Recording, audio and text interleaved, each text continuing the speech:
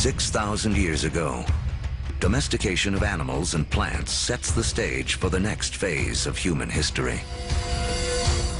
Like clouds of interstellar dust gathering in material to form stars, a type of gravity is at work as places like Sumeria, located in part of the Fertile Crescent known as Mesopotamia, draw in people, support large populations, and spin up into centers of power and innovation.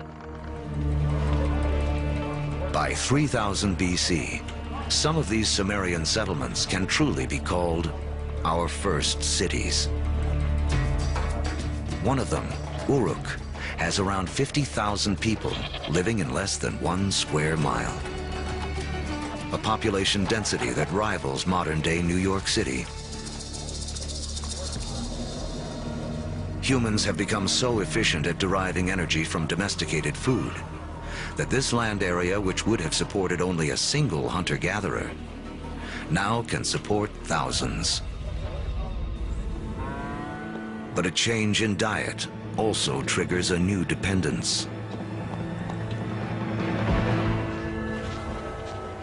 Once you move to agriculture, you are depending for 80–90% of your calories on perhaps 1 or 2 species. In the case of the Middle East, wheat and barley. In the case of wheat and barley, they both ripen at about the same time.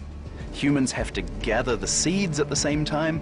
So now we have our food for the year that has arrived in one hit. It's like getting your salary paid once a year. You need to record it, you need to plan, because if inevitably your crop fails, you have famine, and you're not gonna have another go for another 12 months.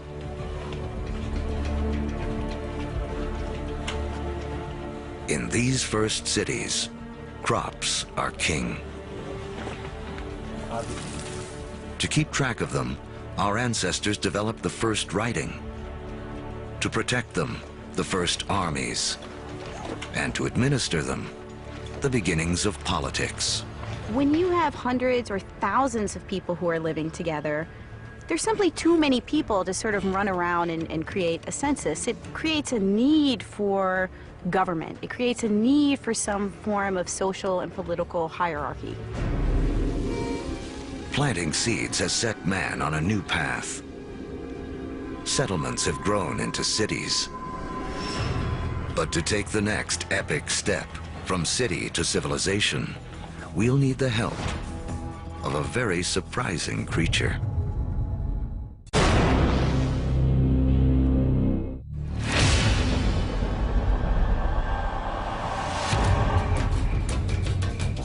"5,000 years ago, after wandering the earth for more than 100,000 years, mankind has begun to settle down.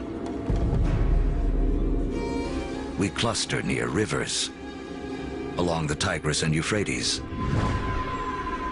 the Nile, the Indus, the Yellow and Yangtze. Civilizations are about to take off. But first, they must all master one thing: trade. The more they exchange goods and learn from other lands, the faster they grow. It seems that long-distance trade and communication is a necessary precursor to allow urban civilization as we know it. And surprisingly, the first civilizations arise on the back of a creature with a lowly reputation in the modern world: the donkey. The donkey caravan is the interstate highway and high-speed internet of its day. Their routes will lay the groundwork for the modern world. Moving not only goods like timber and bronze, but ideas and stories. The civilizations they connect will be some of the first described in the Bible. The caravan routes converge at the Persian Gulf, where they link up with ships that carry goods to India. It essentially brought these civilizations together into great cultural and material exchange, and really was the beginning of the trend towards globalization. It is a key to understanding how our world works to this day. Just like the first civilizations, we trade and form networks. These networks form hubs. And throughout history, being at that hub has meant one thing. By 2000 BC, humans have gone from humble huts to massive monuments. In Africa, great pyramids arise on the banks of the Nile. And back in Sumeria, artificial temple mounds called ziggurats climb ever higher toward the heavens. To cement these massive structures together, the builders of Sumeria turned to a substance that oozes from seepages along the Euphrates River. It's called bitumen. Used as asphalt in the modern world, it is the first petroleum product to be exploited by mankind. While bitumen is highly prized, the lighter, thinner substance oozing from the ground along with it is considered a nuisance by the ancients because it catches fire so easily. The ancients call it naphtha. We call it gasoline. And it's one of the first indications of the vast oil fields that will one day turn the cradle of civilization into a center of wealth and warfare. The legacy of these first civilizations can be seen in surprising ways.